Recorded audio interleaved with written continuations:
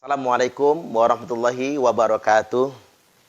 Sedang menyebar viral di grup-grup WhatsApp rekaman video imam sholat dipukul oleh salah satu jamaahnya di suatu masjid.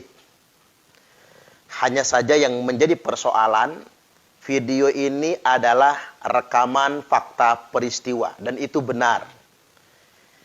Yang jadi masalah, ada yang sengaja memframing video ini dengan framing negatif.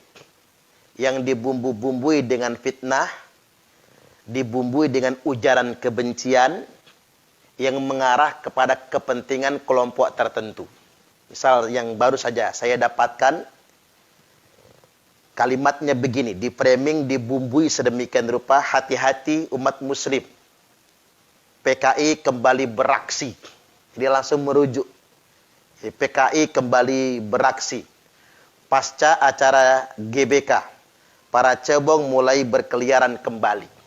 Jadi ini sudah mengarah, menuduh dan memfitnah kelompok politik tertentu atau kelompok yang mendukung calon tertentu. Kejadian pemukulan imam masjid terjadi Kamis 1 Desember 2022 telah mengganggu jemaah waktu menjalankan sholat maghrib di Masjid Ar-Rahman RT 04 RW 07 Jatiwaringin Pondok Gede Bekasi.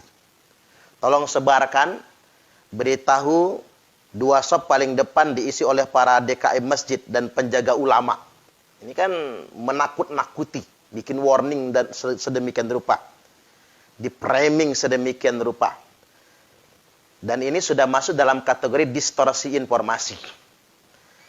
Kalau ada yang menyerang imam masjid, habisi rame-rame. Nah ini sudah komando yang salah sebetulnya.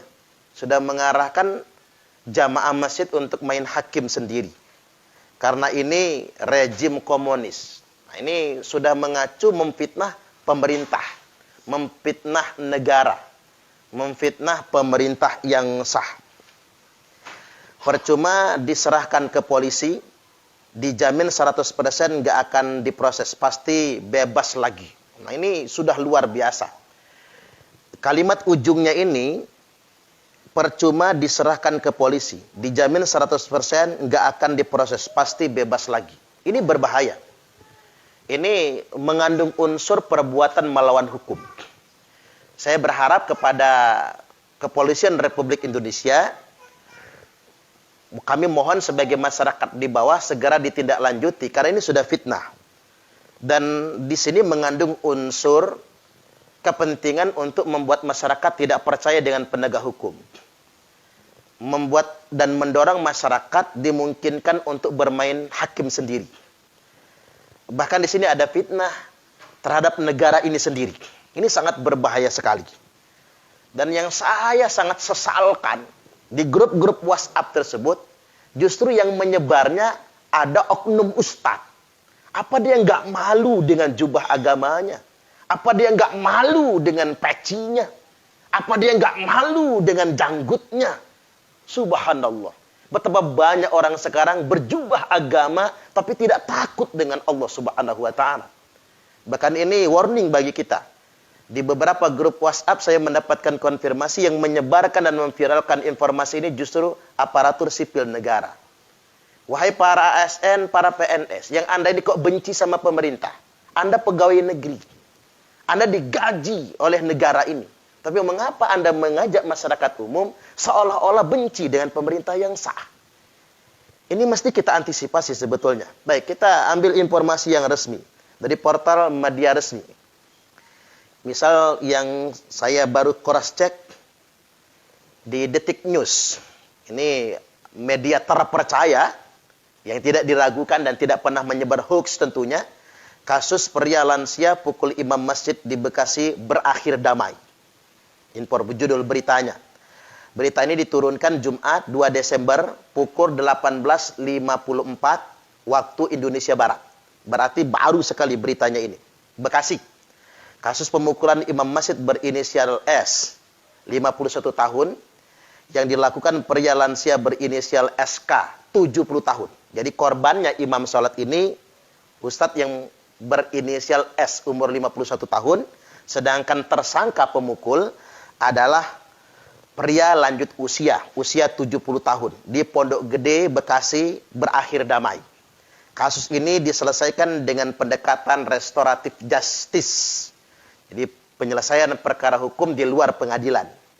Kasus ini di Bekasi sudah diselesaikan secara kekeluargaan atau restoratif justice, kata Kabid Humas Polda Metro Jaya, Kombes Endra Zulpan saat dihubungi Jumat 2 Desember 2022. Zulpan mengatakan korban S memaafkan pelaku. Polisi menyebut pelaku mengalami gangguan jiwa. Jangan kemudian ada stereotip, ini kesimpulan sepihak polisi. Karena yang berhak mengeluarkan kepastian hukum adalah penegak hukum. Dalam konteks ini polisi melakukan pemeriksaan terhadap keluarga dan masyarakat sekitar. Hasil pemeriksaan terbukti tersangka memang mengalami gangguan jiwa. Pelakunya itu ternyata memiliki riwayat gangguan terhadap kejiwaan.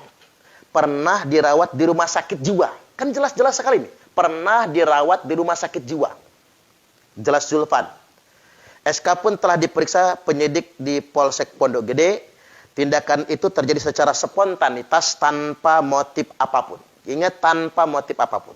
Jadi sekarang bagi antum-antum semua, Anda-anda yang sudah terlanjur menyebarkan informasi hoax ini. Fakta videonya benar, tapi bumbu-bumbunya, framing negatifnya, itu fitnahnya. Segeralah bertaubat kepada Allah. Kalau Anda sudah menyebarkan ke grup WhatsApp, langsung untuk menutupi dosa ini, langsung bertaubat, dan langsung konfirmasi bahwasanya video ini benar, hanya saja narasinya, framingnya itu negatif, itu fitnah. Dan Anda harus minta maaf dan bertaubat kepada Allah Subhanahu wa taala. Dan saya pikir karena framing negatif, narasinya buruk sekali, mengarah kepada perbuatan mengajak masyarakat main hakim sendiri dan tidak percaya dengan negara dan penegak hukum, saya pikir yang begini nggak boleh dibiarkan. Harus ditelusuri siapa biang keroknya, siapa yang pertama kali melakukannya. Ini bahaya kalau dibiarkan. Jadi pelajaran buat kita semua, segenap umat Islam, bangsa Indonesia, apapun motifnya, tidak boleh kita menyebarkan fitnah itu. Ingat bahwasanya wal fitnatu asyaddu minal qatsli, fitnah lebih kejam daripada pembunuhan. La yadkhulul jannata namam, tidak akan pernah masuk surga provokator, tukang adu domba. Baik, sekali lagi kita semua sudah tercerahkan. Anda bisa searching di media sosial, media resmi. Kalau sudah selesai perkaranya dengan mekanisme restoratif justice, damai, dan tersangka dari hasil pemeriksaan keluarga, lingkungan, bahkan rumah sakit tempat dia dirawat, menyatakan si tersangka memang mengalami gangguan jiwa. Baik, mari kita gunakan hati nurani untuk menyaring informasi, gunakan akal sehat, nalar yang waras, agar kita selamat dunia sampai akhirat nantinya. Wallahul muwaffiq ila aqwamit thoriq. Assalamualaikum warahmatullahi wabarakatuh.